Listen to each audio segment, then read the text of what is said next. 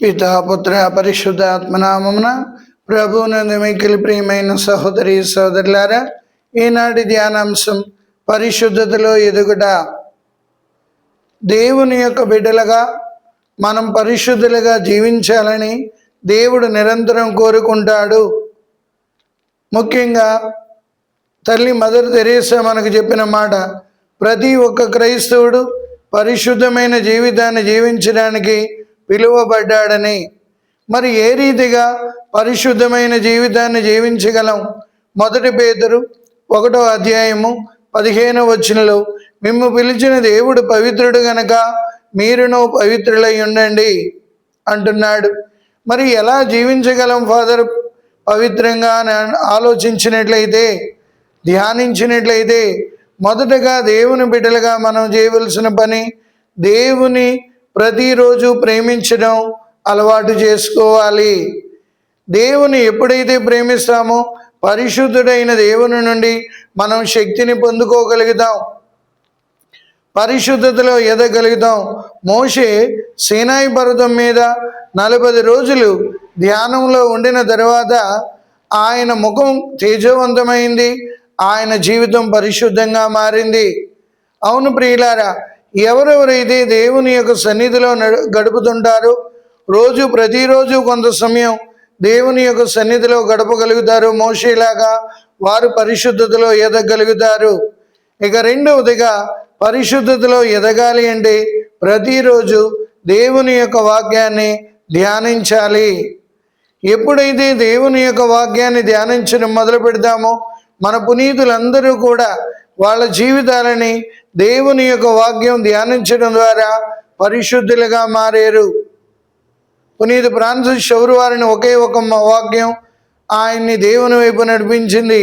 మానవుడు లోకమనంతటినీ సంపాదించి తన ఆత్మను కోల్పోతే లాభం ఏముంది అన్న ఒక్క వాక్యం ఆయన్ని దేవుని తట్టు తిరిగేటట్టు చేసింది. ఈరోజు దేవుని యొక్క బిడ్డలుగా దేవుని యొక్క వాక్యం చదవడానికి కానీ, దేవుని యొక్క వాక్యం ధ్యానించడానికి కానీ మనం సమయం ఇవ్వలేకపోతున్నందువలన సాతాను మనం లోకాన్ని మనలోకి పంపి ఆ ప్రలోభాలకు గురి అయి వ్యామోహాలతో కాంక్షలతో రగిలిపోయేటట్లు చేసి పరిశుద్ధత నుండి మనం దేవుని మార్గంలోకి నడవకుండా చేస్తుంది.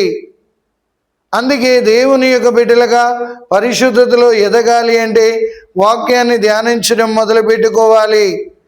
మన పునీతులందరూ కూడా దేవుని యొక్క వాక్యాన్ని ధ్యానించుకుంటూ వెళ్ళి ఆ వాక్యం వారిలోకి వెళ్ళి శుద్ధి చేసి వారిని పవిత్రపరిచింది. యోషియా ప్రవక్త దేవాలయంలో ఉన్నప్పుడు దేవుని యొక్క ప్రభావాన్ని చూసినప్పుడు, ఆయన అంగి అంచు మొత్తం ప్రపంచం అంతా కప్పి ఉండడం చూసినప్పుడు, నేను పాపాత్ముణ్ణి అని అడిగినప్పుడు దేవదూత మండుతున్న నిప్పు కణిక తెచ్చి ఆయన పదవులపై పెట్టింది. ఆయన పరిశుద్ధుడిగా మారాడు. అవును ప్రియులారా, దేవుని యొక్క వాక్యం శక్తివంతమైనది, సజీవమైనది.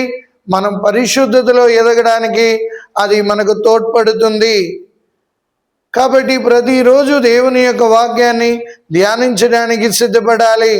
ఇక మూడవది, పరిశుద్ధతలో ఎదగాలి అంటే మొదటి కీర్తనలో చెప్పినట్లుగా దుష్టుల సలహాలని పాటింపని వాడును, దుర్మార్గుల దుష్కార్యముల్లో పాల్గొని వాడును, ప్రభువును వేళాకోళం చేయవారితో చేతులు కలపని వాడును, ఆయన నరుడు ధన్యుడు. ఈ రీతిగా జీవించాలి. దుష్టుల సలహాలు పాటింపకూడదు, దుర్మార్గులు కూర్చునే చోట కూర్చున్నకూడదు, ప్రభువును వేళాకోళం చేయవారితో చేయకూడదు. అంటే పరిశుద్ధులతో నువ్వు సావాసం చేస్తున్నావా అనేది నువ్వు ధ్యానించుకోవాలి. పరిశుద్ధులతో మనం ఎలా సాహసం చేయగలం అంటే పరిశుద్ధ గ్రంథం చదవడం ద్వారా, దైవవాక్యాన్ని ప్రేమించడం ద్వారా, మంచి వ్యక్తులతో మన జీవితాన్ని వారి సావాసం చేయాలి. అదే ప్రభు కోరుకున్నాడు, నేను మీ యందును మీరు నా యందును ఉండాలి అని.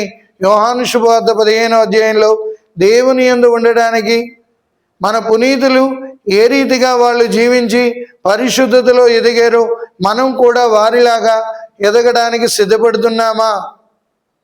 పునీత డొమినిక్ సావియో గారు చెడు తలంపులు వస్తున్నాయని 12-14 లోపు వయసులోనే మంచంపై రాళ్లు పెట్టి పలచను గుడ్డ వేసుకొని దాని మీద పడుకున్నప్పుడు ఆ క్లాత్ అంతా కూడా రక్తపు మరకలు ఉన్నప్పుడు అది చూసిన డాన్ బోస్కో, అప్పుడు గురువుగా ఉండేవారు పునీత్ డాన్ బోస్కో గారు, ఎందుకు ఇలా చేస్తున్నామంటే చెడు తలంపులు వస్తున్నాయండి అన్నప్పుడు ఆయన చెప్పారు, ఇది కాదు పరిశుద్ధ మార్గం. దేవుని చిరునవ్వుతో దేవుని యొక్క చిరునవ్వు మన ముఖం మీద ఉండాలి. నలుగురితో మనం కలిసి ఉండాలి.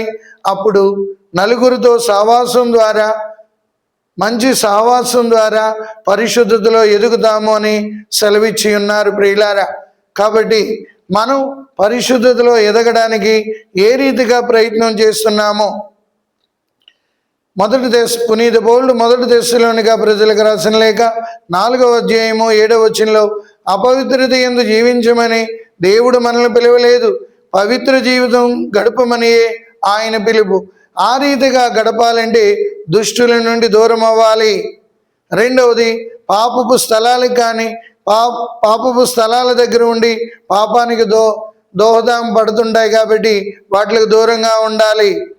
అందుకే శిరాపుత్రుడైన యేసు జ్ఞాన గ్రంథం 21వ అధ్యాయంలో, కుమారా నీవు ఇదివరకే పాపం చేసి ఉంటువని మరలా చేయవద్దు, పూర్వం చేసిన పాపాలు మన్నించమని దేవుని వేడుకో, సర్పము నుండి వలె పాపము నుండి దూరంగా పారిపోమంటున్నాడు. కాబట్టి పాపము నుండి దూరంగా పారిపోవడం ద్వారా పరిశుద్ధతలో ఎదుగుతాం. కావున ప్రియులారా, ఈనాడు మనం ఈ ధ్యానించిన అంశాన్ని మనం మనసులో ఉంచుకొని దేవుని యొక్క బిడ్డలుగా ప్రతిరోజు పరిశుద్ధతలో ఎదగడానికి ప్రయత్నం చేద్దాం. పితా పుత్ర పవిత్రాత్మ నామమున ఆమేన్. ప్రభు మిమ్మందరిని ఆశీర్వదించి కాచి కాపాడును గాక. ఆమేన్.